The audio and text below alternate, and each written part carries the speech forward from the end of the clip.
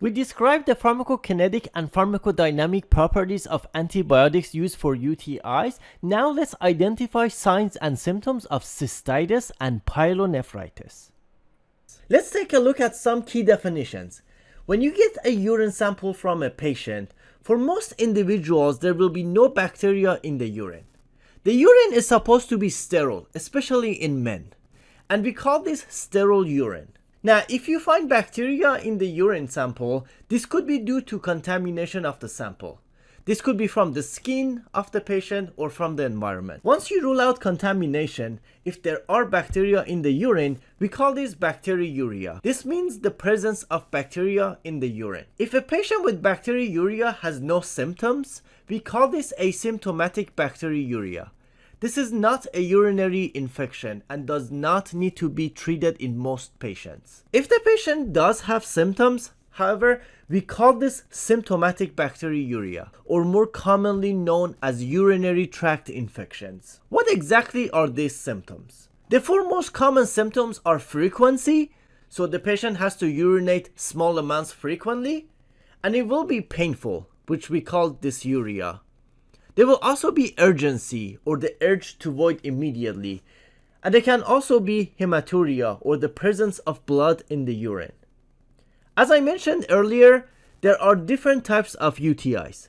The most common one is cystitis, or the infection of the bladder. There is also pyelonephritis, which is not as common but is very important. Symptoms that are more specific to pyelonephritis include fever, which is not always present, but if it is suggestive of pyelonephritis. There will also be CVA tenderness or flank pain. CVA tenderness is detected during physical exam, typically by a physician as they tap on the back of the kidneys with their fingers. UTIs can also be considered uncomplicated or complicated. For example, there's uncomplicated cystitis or there is complicated cystitis. Let's take a closer look. Now let's distinguish between uncomplicated and complicated UTIs.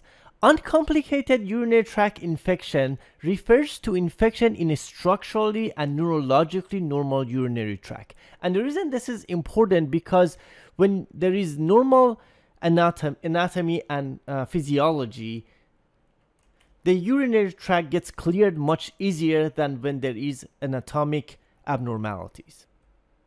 The generally accepted definition of complicated UTI includes infections in the presence of factors that predispose to persistent or relapsing infections. And those include the presence of foreign bodies, such as calculi or indwelling catheter, obstruction in the urinary tract, the presence of immunosuppression, renal failure, renal transplantation, or urinary retention from neurologic disease.